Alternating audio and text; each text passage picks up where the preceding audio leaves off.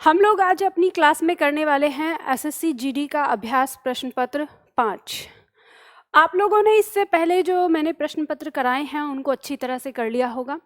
तो यहाँ पर मैं आप लोगों को इस प्रश्न पत्र की व्याख्या करवाऊंगी। ये प्रश्न पत्र आप लोग ऑनलाइन भी दे सकते हैं, यानी इस व्याख्या से पहले ऑनलाइन कहाँ दे सकते हैं, कैसे दे सकते हैं, मैं आपको बता देती हूँ। ऑनलाइन पेपर देने के लिए आपको गूगल प्ले स्टोर पे जाना है, निधि एकेडमी ऐप डाउनलोड करना है, ठीक है। रजिस्ट्रेशन करेंगे तो इस तरह से खुलेगा। जब आप रजिस्ट्रेशन करेंगे तो आपको ये इस तरह से दिखेगा। इसमें जब आप आएंगे तीसरे नंबर पर आपको यहाँ दिख रहा है, ऊपर से तीसरे नंबर पर टेस्ट सीरीज पर जब आप क्लिक करेंगे तो यहाँ दिया हुआ है एसएससी जीडी टेस्ट सीरीज। तो इसमें आप जाएंगे तो यहाँ पर ये प्रश्न पत्र आपको ऑनलाइन के रूप में आपको दिख जाएगा, यानी जैसे आपकी परीक्षा में पूछा जाता है। आपकी परीक्षा में इस प्रश्न पत्र में नेगेटिव मार्किंग है तो वो चीज़ भी इसमें दी हुई है, तो आप वहाँ पर अपना प्रश्न दीजिए, यानी आपको ये प्रश्न पत्र हल करना है। प्रश्न पत्र हल करिए पहले, और उसके बाद क्या आपने सही किया, क्या इसमें गलत किया, उन सब की जानकारी के लिए आप इस व्याख्या को देखिए, ठीक है।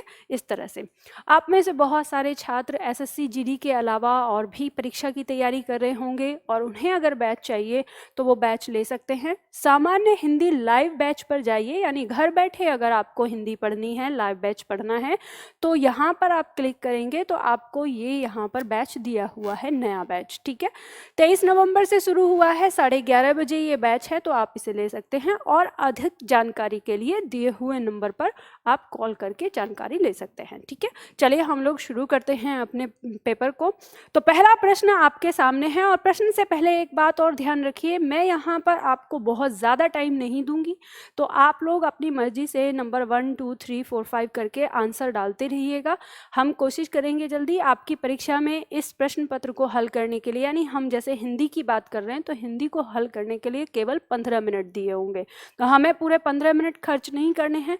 हमें आपने कम से कम 6-7 मिनट के अंदर हिंदी का पेपर सॉल्व कर देना है। लेकिन मैं यहाँ पर आपको समझाते हुए चलूंगी तो मुझे समय लग सकता है, तो आपको सीखना है, ठीक है, कैसे हल करना है। चलिए पहला प्रश्न आपके सामने है। तो पहला प्रश्न यहाँ दिया है, सही वर्तनी वाला शब्द का चयन करना है। वर्तनी आपको दी हुई है आराधना, बी ऑप्शन दिया है जवाब, सी ऑप्शन दिया है कार्यक्रम, और डी ऑप्शन दिया है सहारा। तो यहाँ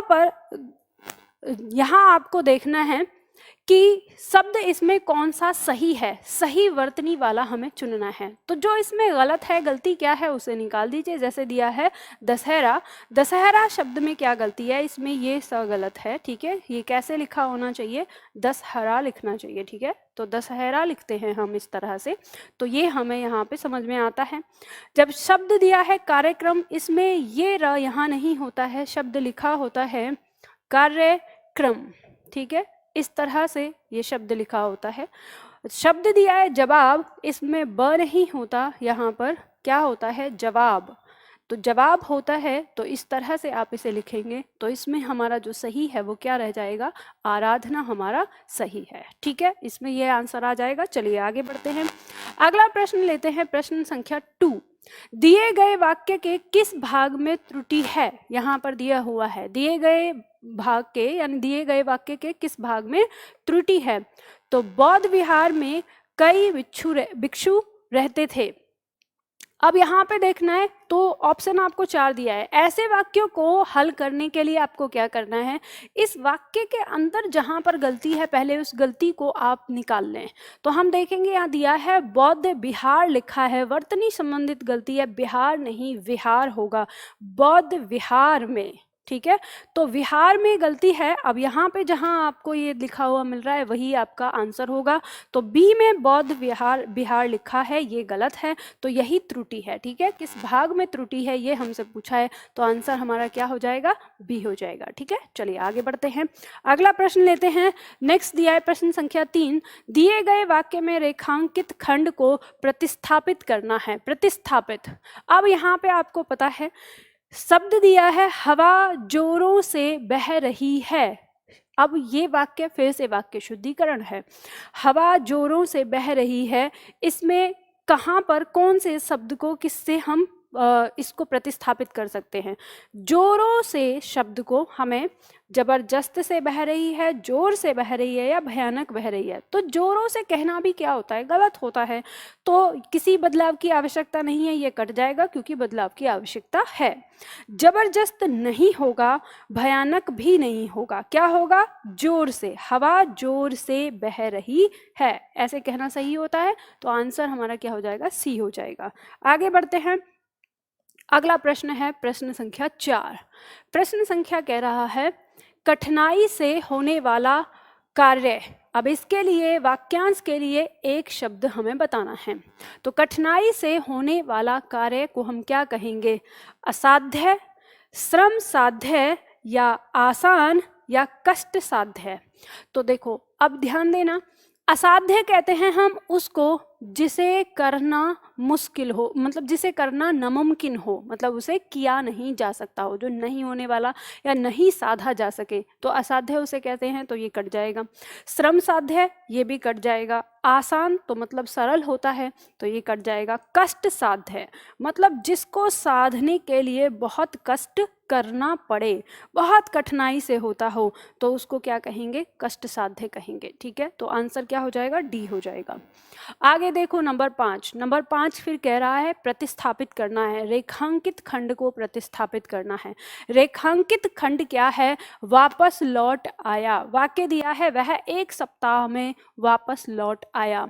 इसमें क्या गलती है, तो सबसे पहले इसमें गलती को पहचान लो, और गलती आपको समझ में आ गई है कि गलती ये है कि वापस और लौट इन दोनों शब्दों का प्रयोग हम एक साथ नहीं कर सकते, या तो हम वापस करेंगे या तो हम लौट करेंगे। तो अब हम देखते हैं, यहाँ पर दिया है वे वापस लौट आए, इसमें भी सेम गलती है, कट जाएगा। वे वापस लौट आए ये भी गलती है क्योंकि दोनों सी में दिया है। बदलाव की आवश्यकता है, वह वापस आया, तो दिया है वह 1 सप्ताह में वापस आया। ठीक है, तो ये ही हमारा क्या हो जाएगा, डी ही आंसर हो जाएगा। ठीक है, तो डी आंसर आ जाएगा इसके अंदर। ठीक, चलो आंसर आगे बढ़ते हैं। अगला प्रश्न लेते हैं नंबर 6। दिए गए शब्द का विलोम चुनना है। विलोम शब्द दिया है वृद्ध, वृद्ध का विलोम बताना है। ऑप्शन दिया है युवक, किशोर, बालक और शिशु। देखो हमेशा ध्यान रखो, जैसे हम बात करते हैं मानव जीवन की 4 अवस्थाएं मानते हैं, बालक, इसके बाद किशोर या तरुण कहते हैं, इस किशोर को तरुण कहते हैं। ठीक है, युवा और वृद्ध। ठीक है, तो इनका जब हम विलोम देते हैं तो हम ऐसे देते हैं, बालक का विलोम युवा हो जाएगा और किशोर या तरुण का विलोम वृद्ध हो जाएगा। अब शिशु इससे पहली अवस्था को कहा जाता है, बिल्कुल छोटा होता है। ठीक है, उसमें तो इनका जो विलोम है वो इस तरह से माना जाता है। और अगर शिशु का विलोम दिया जाएगा तो शिशु का विलोम किशोर या तरुण को दिया जा सकता है, बालक को दिया जा सकता है। तो यहाँ पर वृद्ध का विलोम आपको दिया जा रहा है, तो किशोर दिया हुआ है, तो यही आपका आंसर हो जाएगा। ठीक है, तो बी आंसर हो जाएगा। आगे बढ़ते हैं, अगला प्रश्न होता है नंबर 7। प्रश्न संख्या 7 की बात करते हैं। रिक्त स्थान की पूर्ति के लिए सबसे उपयुक्त शब्द का चयन करें। रिक्त स्थान की पूर्ति के लिए पशुओं का झुंड चारों ओर पानी की ... में घूम रहा था। ऑप्शन दिया है पकड़ में घूम रहा था, तलाश, अनुसंधान या चाह। मैंने आपको बताया रिक्त स्थान करने का सबसे बेहतर तरीका, चारों विकल्पों को उसमें रखकर देख लो। पशुओं का झुंड चारों ओर पानी की पकड़ में घूम रहा था, गलत। तलाश में घूम रहा था, थोड़ा सही लग रहा है। पानी की अनुसंधान में घूम रहा था, गलत। पानी की चाह में घूम रहा था, गलत। क्या होता है, तलाश में घूम रहा था। ठीक है, पानी की तलाश में घूम रहा था, बी आंसर हो जाएगा। चलिए आगे बढ़ते हैं। अगला प्रश्न आता है विद्वान। विद्वान का पर्यायवाची है। विद्वान का पर्यायवाची क्या होगा, ऋषि, तपस्वी, मनीषी या मुनि। विद्वान, विद्वान कहते हैं जिसके पास बुद्धि हो। ठीक है, बुद्धि को। तो जो शब्द आता है यहाँ पर सी, मनीषी। मनीषी का मतलब है बुद्धि रखने वाला, जो बुद्धि रखता है उसको विद्वान कहते हैं, तो सी आंसर आ जाएगा। नेक्स्ट प्रश्न है, दिए गए शब्दों के समानार्थी शब्द का चयन करिए। शब्द दिया है किरण। किरण शब्द में यहाँ पे इसका समानार्थी, समानार्थी का मतलब है आपको पता ही है पर्यायवाची, तो इसका पर्यायवाची क्या होगा? अक्षी होगा, अब होगा, रश्मि होगा या शक्र होगा। तो आप देखते हैं अक्षी आंख का पर्यायवाची आ जाता है, तो किरण का पर्यायवाची रश्मि हो जाएगा। ठीक है, पर्यायवाची याद करने होंगे इनको याद रखने के लिए। चलिए आगे बढ़ते हैं। अगला प्रश्न है, प्रश्न 12 से लेकर 14 तक दिए गए गद्यांश में कुछ शब्द हटा दिए गए हैं। संबंधित प्रश्नों में प्रत्येक संख्या के लिए सबसे उपयुक्त विकल्प का चयन करना है। गद्यांश दिया है और प्रश्न आपका दिया है 12। गद्यांश के रिक्त स्थान 1 में के लिए उपयुक्त शब्द चुनना होगा। वाक्य दिया है, भाषा के माध्यम से मानव अपने विचारों ... और अनुभूतियों को, तो विचारों के बाद क्या है? आचारों, भावों, सोचों या सपनों। तो भाषा के माध्यम से मानव अपने विचारों और भावों, ठीक है, तो विचारों, भावों और अनुभूतियों, तो भाव आना चाहिए, तो ये दोनों कट जाएंगे, ये भी कट जाएगा, आंसर क्या हो जाएगा? बी।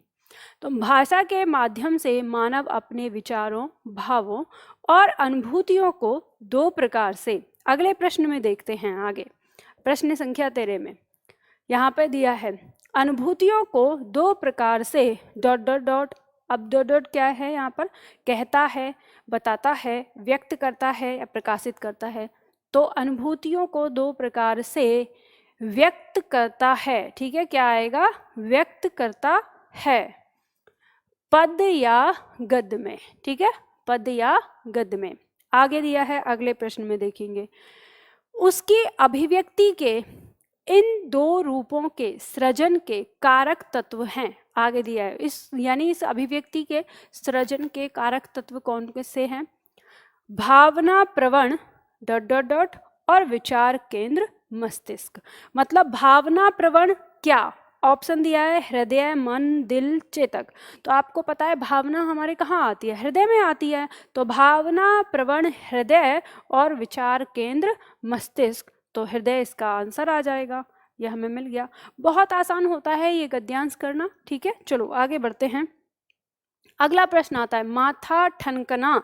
माथा ठनकना का मतलब हो जाएगा, मुहावरे का अर्थ बताना है, चोट लगना, गुस्सा होना, संशय होना या चिंता करना। तो माथा ठनकना, जब कहते हैं अरे मेरा तो इसी बात पे माथा ठनक गया, तो उसके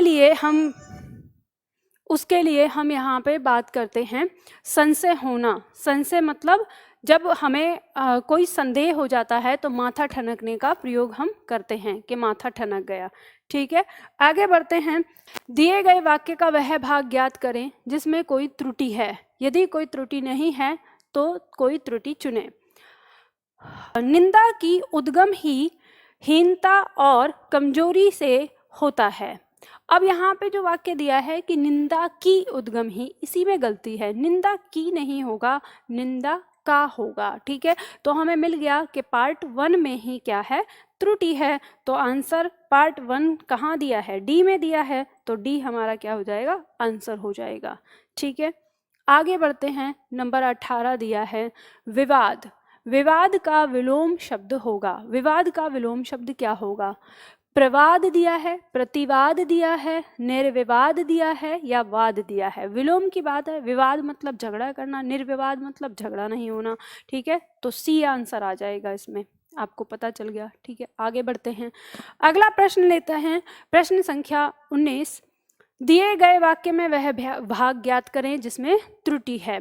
अब देखो प्रश्न में हम यहीं से पहचान लेंगे, बसंत के आगमन से ही शीत की कोप अदृश्य हो गया।